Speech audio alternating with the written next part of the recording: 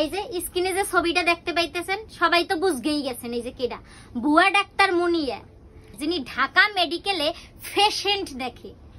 সবাই ভাবতেছেন যে আজকে রিম্পা দিদি কেন বুয়া ডাক্তার লইয়ে পড়লো। ভাই পড়ছি মনের কষ্টে। ঢাকা মেডিকেলের মতো জায়গায় ইনি কিভাবে রুগী দেখে, কিভাবে সম্ভব? নিজের চোখে দেখা রুগী এক রোগ লইয়ে ডাক্তারের দ্বারে গেছে, 10টা রোগ বাড়িয়ে গেছে, ভুল চিকিৎসা করছে, রুগী মারা গেছে। এইরকম বুয়া ডাক্তারের অভাব নাই বাংলাদেশে। এরপর বাইরে এসে কি ডেঙ্গির ছাতির মতো ক্লিনিক গজাইছে, নতুন নতুন ক্লিনিক গজাইছে, যে জায়গা কোনো সার্টিফিকেট নাই, 8 পাস করলেই তারা সিস্টার, তাগরটা সিস্টার একটা পদবি এসে যায়। এই বুয়া ডাক্তারের চক্করে আজকে আমার এত কষ্ট পাইতে হইছে, আর আমার বাবুটার এইরকম সমস্যা হইছে। এই কারণে আজকে আমি বুয়া ডাক্তার মুনিয়ারে নিয়ে কথা কই, পুরো ঘটনাটা আপনাকে কই। বাবু হওয়ার সময় প্রথমে আমরা শেরে বাংলা হসপিটালে যাই। হসপিটালে যাওয়ার পর ডাক্তার দেখে, ডাক্তার দেখার পর ব্যথার ইনজেকশন দেয় আর সেলাইন দেয়। যাক, সেলাইন ব্যথার ইনজেকশন প্রায় 1 ঘন্টা হয়েছে।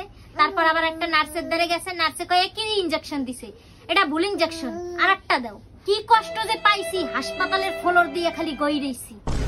তারপর ওইখানে এত কষ্ট দেখে আমার স্বামী ভাবছে যে সিজার করাবে।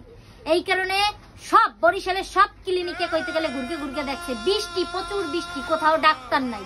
বাংলা বাজার একটা ক্লিনিক, পলি ক্লিনিক, সেই জায়গা ফোন দিছে, কইছে ডাক্তার রেডি, ডাক্তার আছে, ওটি রেডি, আপনারা রুগী লইয়ে আইসেন। আমারে লইয়ে ওই জায়গা গেছে, আধা ঘন্টা হয়ে গেছে, ডাক্তার উপরে তা নামে না। আর আমি তো বেতায় চিল্লাইতে আছি।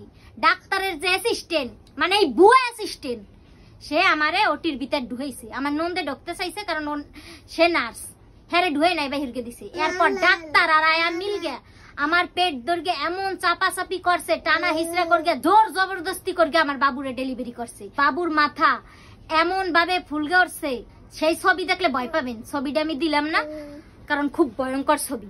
এমন ভাবে মাথা ফুলগে উঠছে। পরে ঢাকা শ্যামলী শিশু হাসপাতালে 18 দিন থাকা লাগছে আমাকে বাবুরে নিয়ে।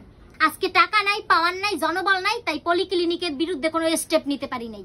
গরিব মেয়ের বিচার হ্যাঁ যেন সৃষ্টিকর্তা করে, কিন্তু এই সব মানুষ গো আইনের আওতায় আনা লাগে, কারণ এগো লাগিয়ে প্রতিনিয়ত কত মার বুক খালি হয় তার ঠিক নেই।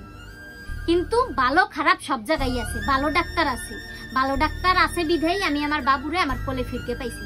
আমার বাবুর যে কি অবস্থা করছে, এখন পর্যন্ত বাবুর মাথার পিছে লাল দাগ যায় নাই, এখন পর্যন্ত বাবুর মাথার পিছে লাল দাগ আছে।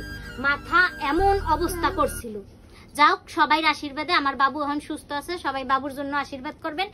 সর্বোপরি একটা কথাই থাকবে, সেকনিতে হরগে বুয়া ডাক্তার সেককে হেলেন গে দরকার, নাইলে কত মার যে কোল খালি হবে তার ঠিক থাকবে না। আমি যদি আমার কষ্টের হিসাব করি, তাহলে আমার সারা জন্মে যত কষ্ট না পাইছি, ওই 18 দিন আমি তত কষ্ট পাইছি। আমার বাবুর কথা কি কব, 1 মাস পর্যন্ত কোনো লড়াচড়া কিচ্ছু করে নাই, এত চঞ্চল একটা বাচ্চা এই অবস্থা করে গেছে এই বুয়া ডাক্তারের চক্করে, বুয়া অ্যাসিস্ট্যান্টের চক্করে। কেউ শুনছেন ডেলিভারিতে পেট সাটকে ডেলিভারি করে, পেট সাটকে মাথা, বাচ্চার মাথা টানা হিসরা করে নখ দাবিয়ে গেছে। এখন তো চুল হয়েছে, যেকালে চুল ছিল না সেইকালে দেখা গেছে নখের আসর, এই যে খানসি 5টা আঙ্গুলের নখের আসর।